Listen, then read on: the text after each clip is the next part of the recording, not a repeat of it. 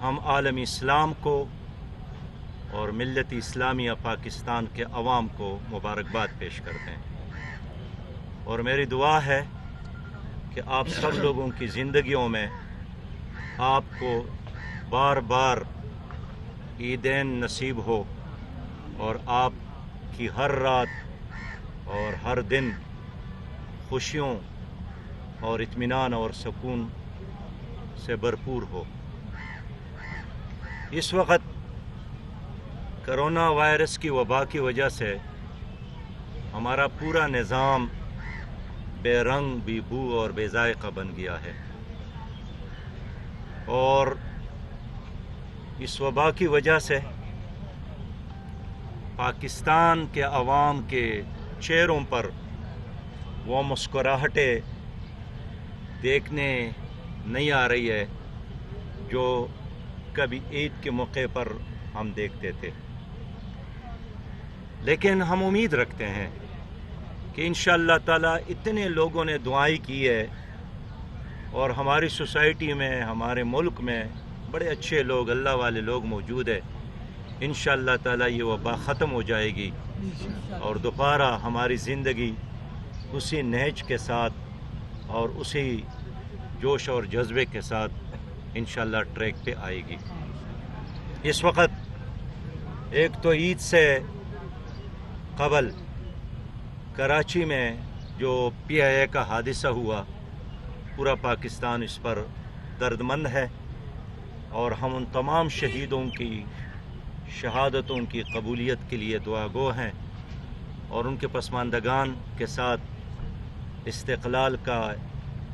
और उनके साथ हमदर्दी का ऐलान और इजहार कर रहे हैं। और हुकूमत पाकिस्तान, जिनके बारे में मैं इतना कहूँगा कि हमारा ये ख्याल था कि इतने बड़ी गलती, और ये पहली नहीं है, मुसलसल है, कोई ना कोई आदमी तो ज़िम्मेदारी कबूल करेगा, लेकिन माशाअल्लाह किसी ने भी अब तक ज़िम्मेदारी कबूल नहीं की है। और जो इंक्वायरी रिपोर्ट के लिए मुद्दत भी मुकर्रर की गई है तो वो भी 3 महीने से ज़्यादा है, ताकि लोग अच्छी तरह भूल जाए और ये किस्सा फारीना बन जाए। लेकिन मुझे याद है कि जब गुज़श्ता हुकूमत में ट्रेन का हादसा हुआ तो वज़ीर आज़म साहब उस वक़्त कोई और था और जनाब इमरान ख़ान साहब अपोजिशन में थे। उनका यही मुतालबा था कि रेलवे के वज़ीर को फ़ौरी तौर पर इस्तीफ़ा देना चाहिए। इसलिए वज़ीर आज़म को चाहिए कि अपनी पुरानी तकरीरों को सुने कि उसने कौम के साथ क्या वादे किए थे, क्या ऐलानात किए थे, क्या कमिटमेंट किया था। अब 2 साल गुज़र गए और इतने कम अरसे में वो पुराने तमाम तकारीर और ऐलानात और वादे भी भूल गए। इस वक्त बहुत अहम मसला हमारे कश्मीरी भाइयों का है। गुज़श्ता 10 महीनों से वहाँ लॉकडाउन है और कोरोना वायरस की इस वबा को भी इंडियन आर्मी ने एक असलहे के तौर पर इस्तेमाल किया और वहाँ इस वक्त भी इलाज मुआलजे की सहूलियात नहीं है। रमज़ान के महीने में भी वहाँ के अवाम और वहाँ के सियासी क़ियादतों पर हुकूमत की तरफ से जुल्म और जबर उसी तरह जारी रहा और ख़ास कर हमारे जो 2 कीमती भाई शहीद किए गए हैं उसकी जितनी भी मज़म्मत की जाए, लेकिन मैं पाकिस्तान की हुकूमत से मुतालबा करूँगा कि इस वक्त पाकिस्तान की हुकूमत की तरफ कश्मीरी कौम देख रही है, तो ज़ुबानी कलामी साथ देने के बजाय और अल्फाज का सहारा लेने के बजाय अब वक्त आया है कि हम कश्मीर के आज़ादी के लिए एक वाज़ेह लाएअमल तरतीब दें। और हालात का ये तकाज़ा है कि तमाम सियासी जमातें और गवर्नमेंट मिलकर एक नुक्ते पर इत्तेफाक करे कि कश्मीर की आज़ादी और उसके अलावा और कुछ भी नहीं, इसलिए कि कश्मीर تقسیمی ہندوستان کا ایک نامکمل ایجنڈا ہے، کشمیر پاکستان کا حصہ نہیں بنتا، اس وقت یہ ریجن ٹینشن اور جنگ کے شعلوں کے زد میں رہے گا۔ تو ہم اقوام متحدہ سے بھی مطالبہ کرتے ہیں کہ جس طرح ایکشن اقوام متحدہ نے مشرقی تیمور کے حوالے سے لیا تھا، جنوبی سوڈان کے حوالے سے لیا تھا، تو آخر کیا وجہ ہے کہ اقوام متحدہ اور سلامتی کونسل کشمیر کے حوالے سے ایک مجرمانہ خاموشی کا شکار ہے؟ میں امید رکھتا ہوں کہ حکومت پاکستان اس مسئلے کو اہمیت دے دے اور کشمیر کے لیے خاص کر ایک نائب وزیر خارجہ کا تعین کر لے، اور ہمارا ڈیمانڈ ہے کہ خاص کر ایک نقطے پر پاکستان میں OIC کا اجلاس بلانا چاہیے، اور وہ صرف کشمیر کی ایجنڈے پر۔ انشاءاللہ تعالی آج عید کے دن ہے، میں اپنی قوم سے اپیل کروں گا کہ قوم کو چاہیے کہ عید سادگی سے منائے اور زیادہ آنا جانا بغیر ضرورت کے بازاروں میں گھومنا پھرنا یہ سلسلہ نہیں ہونا چاہیے۔ میں اپنی قوم کو مشورہ دوں گا کہ سادگی کے کلچر کو اپنایا جائے،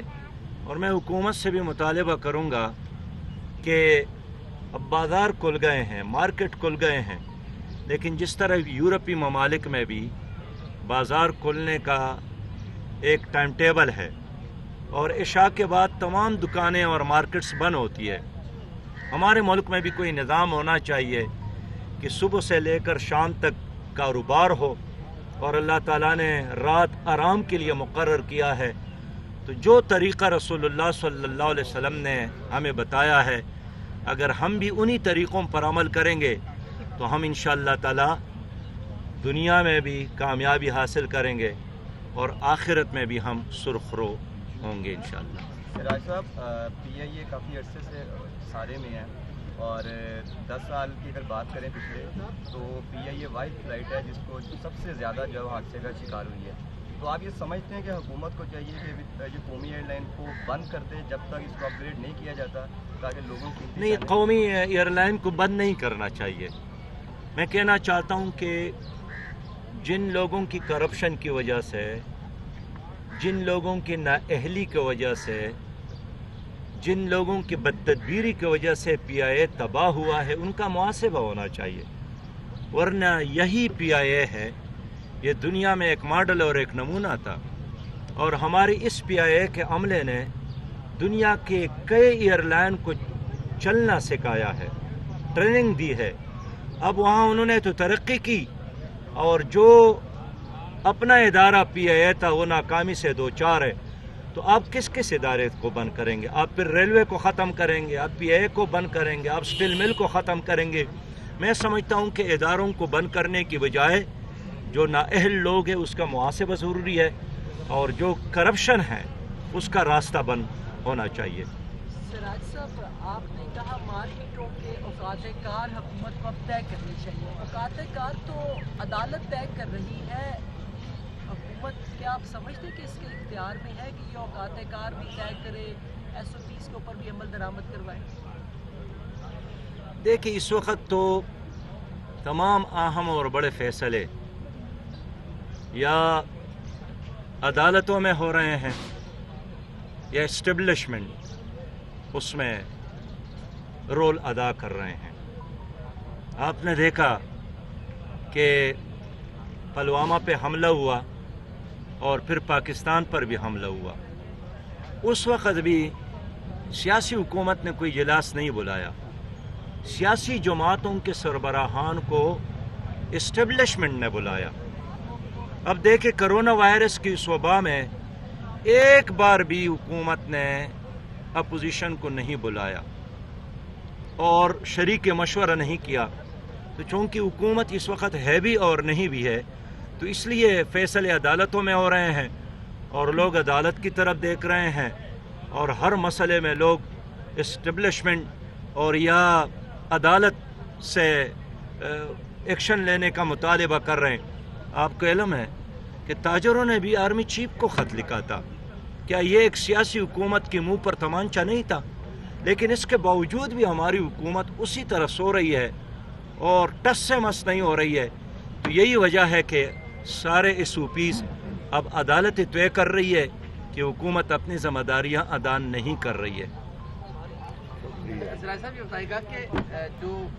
چاند کے معاملے پر فواد چودھری صاحب اور مفتی منیب الرحمان صاحب کے درمیان ہوا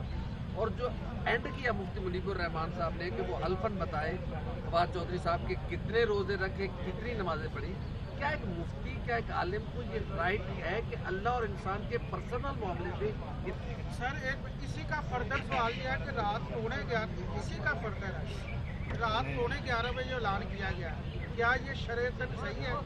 کیونکہ آدھے گھنٹے سے زیادہ چاند نہیں ہوتا. 10:30 دیکھیں, ایک تو میں یہ بتا دوں نا کہ چاند پہلی بار نہیں نمودار ہوا ہے. جب سے زمین بنی ہے, یہ کائنات وجود میں آئے ہیں, یہ چاند اسی طرح پناہ ہو رہا ہے اور اسی طرح نمودار. تو یہ اگر کوئی کہے کہ یہ میری برکت سے چاند کل نمودار ہوا تھا, یہ بات غلط ہے. باقی آج عید کا دن ہے, خوشی کی بات کرے, مبارکباد کی بات کرے, اور میں مہینہ بھر کے روزے کے بعد نہیں چاہتا ہوں کہ فواد چودھری صاحب پہ کوئی تبصرہ کروں.